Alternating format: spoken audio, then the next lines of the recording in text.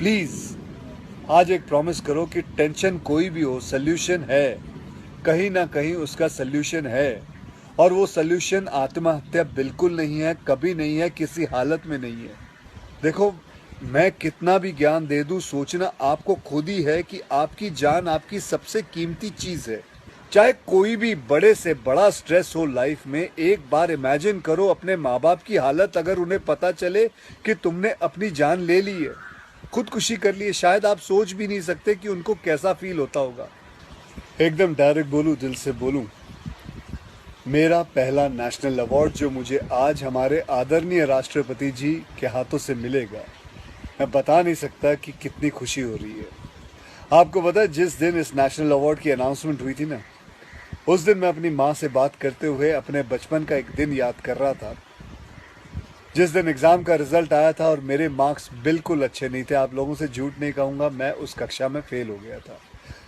Report card लाते हुए मैं ये सोच रहा था कि आज घर में बड़ी कुटाई होने वाली है यार। उस दिन मेरे पिताजी ने मुझे सामने बिठाया और बड़ी शांति से कहा, देखो बेटा, तुम करना क्या चाहते हो, ये बताओ मुझे, बताओ करना क्या चाहते हो। मैंने कहा, पापा मैं स्पोर्ट्स में मन लगता है मेरा, मैं खेल कूद करना चाहता हूँ, खिलाड़ी बनना चाहता हूँ। उन्होंने कहा, ठीक है, फिर उसमें ध्यान दो, हम सपोर्ट करेंगे, साथ में थोड़ी पढ़ाई भी करो। आप विश्वास नहीं करोगे, खेलते खेलते मैं मार्शल आर्ट करने लग गया, मैं मॉडलिंग में आ गया, एक्टिंग शुरू कर दी।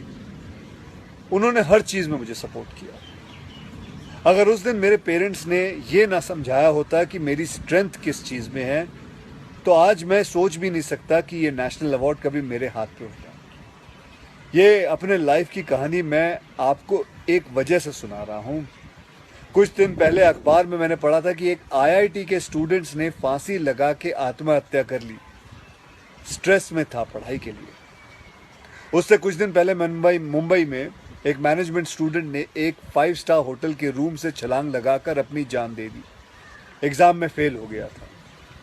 मैं कहीं ये भी पढ़ रहा था कि करीब 8 लाख लोग हर साल वर्ल्ड में अपनी जान खुद ले लेते हैं और उसमें तकरीबन 1.5 लाख लोग सिर्फ हिंदुस्तान से होते हैं।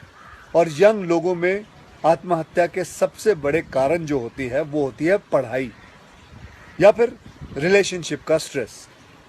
क्यों? तुम्हारी जान एक एग्जाम के मार्कशीट से सस्ती हो गई है? नहीं। ऐसा क्या पढ़ाई कर रहे हो? इससे तो देश के लिए सरहद पे जाके जान लगा दो दांव पे।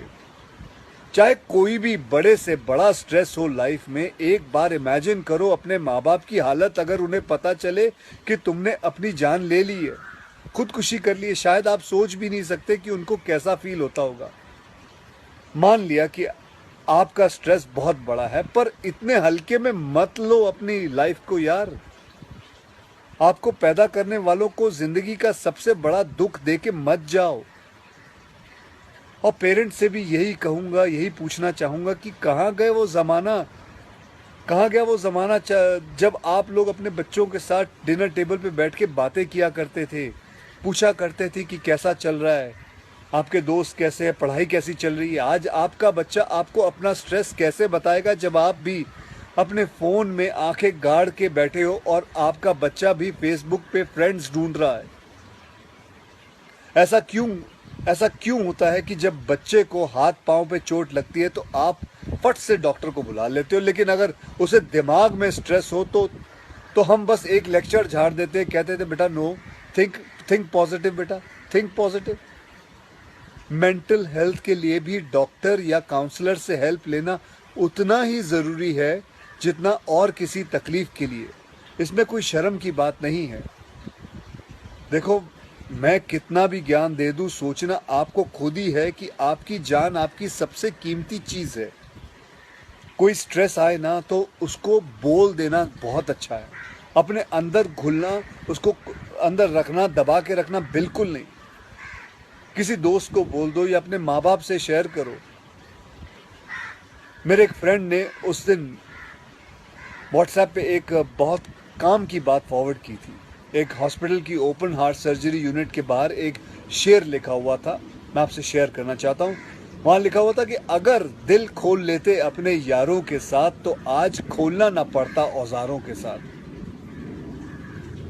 भैया मुझे एक प्रॉमिस करो कि आज प्लीज़ आज एक प्रॉमिस करो कि टेंशन कोई भी हो, सल्यूशन है, कहीं ना कहीं उसका सल्यूशन है, और वो सल्यूशन आत्महत्या बिल्कुल नहीं है, कभी नहीं है, किसी हालत में नहीं है।